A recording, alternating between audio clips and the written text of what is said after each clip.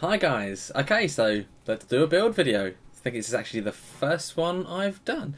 I know I've noticed recently, or just a general trend online, that there's a lot of build videos and they're all in dollars or even in euros. So, you know what, I'm going to do one in pounds because I live in England.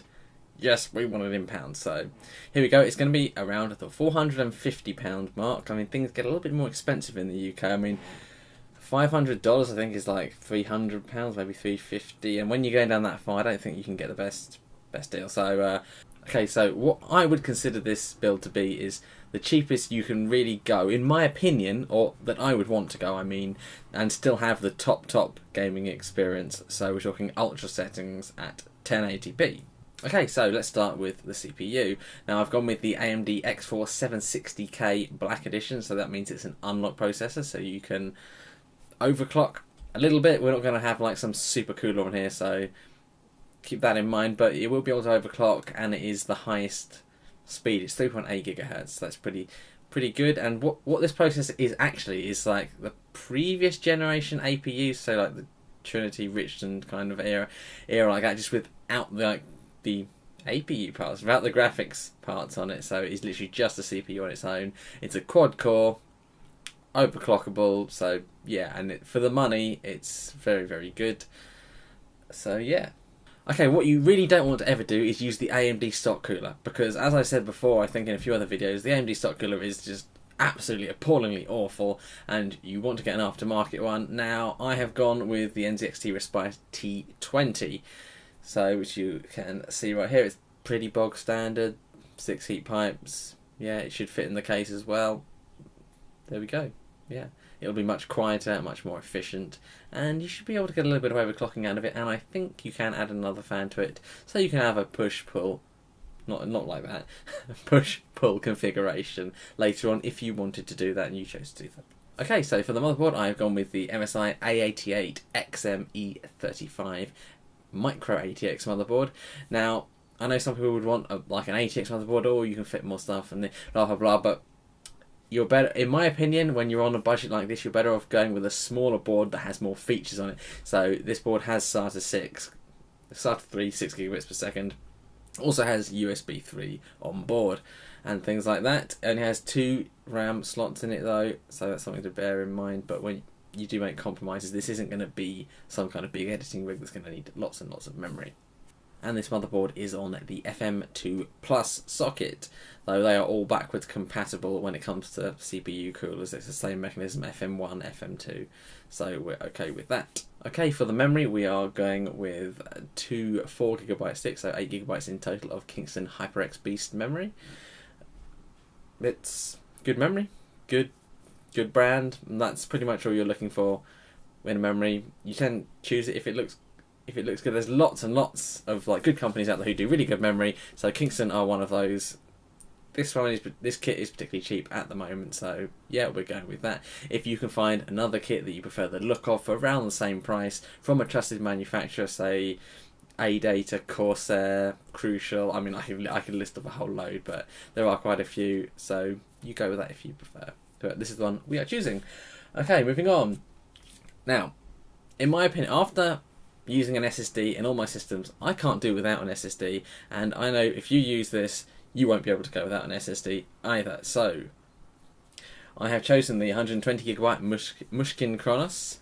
It's 36 gigabits per second. Where are the read? Both the maximum read and writes are over 500 megabytes a second, though that is no guarantee that you will get those speeds. But for the price, that like the budget we're on, we wanted something from a good manufacturer. Mushkin, they tend to do some good memory, so yeah.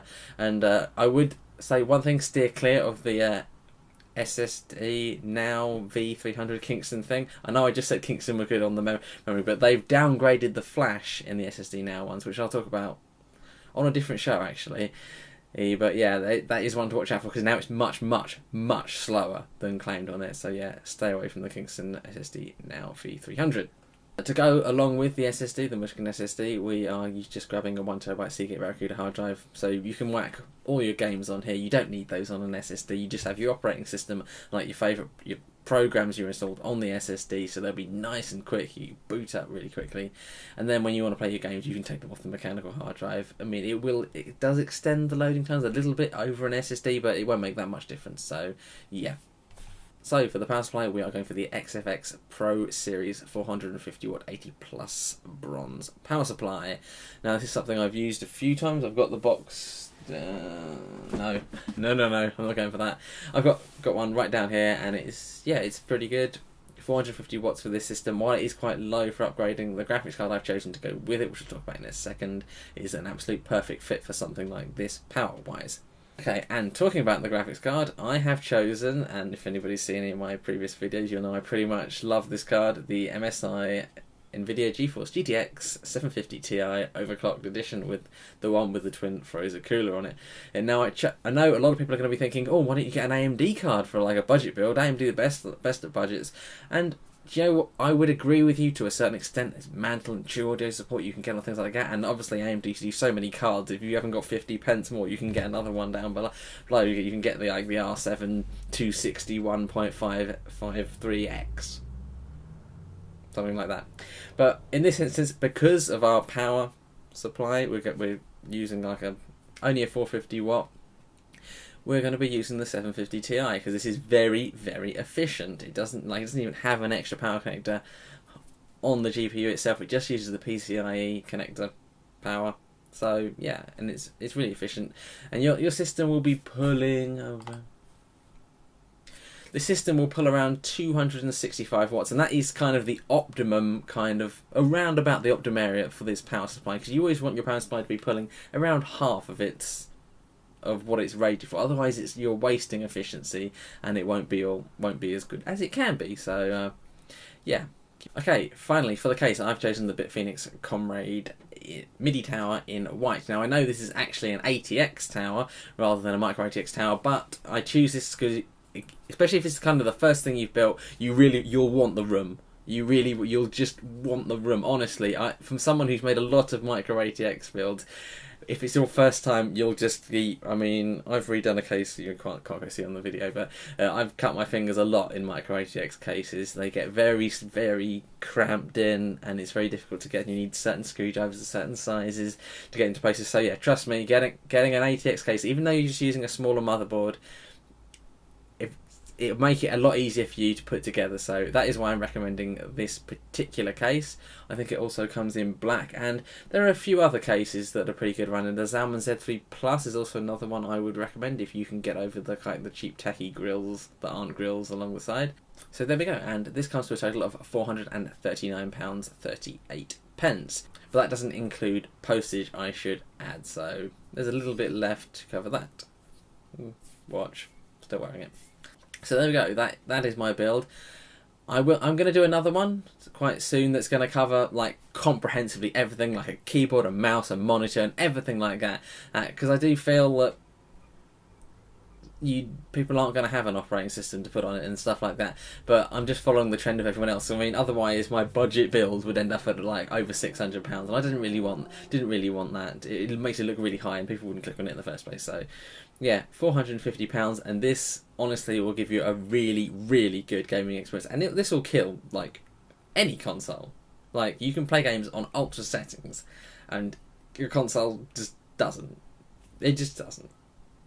Anyway, while I don't expect people to just come along and say, oh yes, I'll make that build, what I really want to do, I want to know, what would you guys do? What would you change then? What is if you have £450 to spend on a PC, just these components only, just let me know what you would do differently. I mean, I imagine there's going to be quite a few people who would grab an AMD card, something like a 260X, or maybe a 270 even.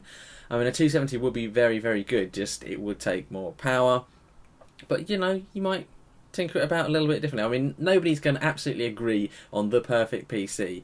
Though at the moment, the only thing I will say for definite is having a quad-core AMD processor like this for the price with a dedicated graphics card is definitely the best price to performance that you can get if you want the highest performance, or really high performance. I mean, if you can buy an APU and play stuff on low, and that's very good price to performance, but we're talking about the high settings. So yeah guys, let me know what you would do, and I'm really interested to know what you would change. I mean, it's good to start a discussion on this type of thing. I mean, I don't want to be like, oh, I don't agree with you, no, you were wrong, no, you were wrong. So yeah. One last thing quickly, we do have an Amazon affiliate link now, so if you do want to buy any of these components from Amazon, then all you have to do is click this link. It doesn't do fiddle with anything. All it does is take you to Amazon, and then if you buy something, it doesn't even have to be anything on Amazon, then we'll just get like a small referral fee. I mean, you don't notice any difference or anything like that. I mean, if you don't want to do it, you don't have to. All I'm saying is it would help us out, give us a tiny little bit. It all adds up in the end. Yeah, and we can buy more stuff and, yeah, do some giveaways. So, yeah, thank you guys very much for watching all the subscription stuff that I'd normally say. Thank you. See you later.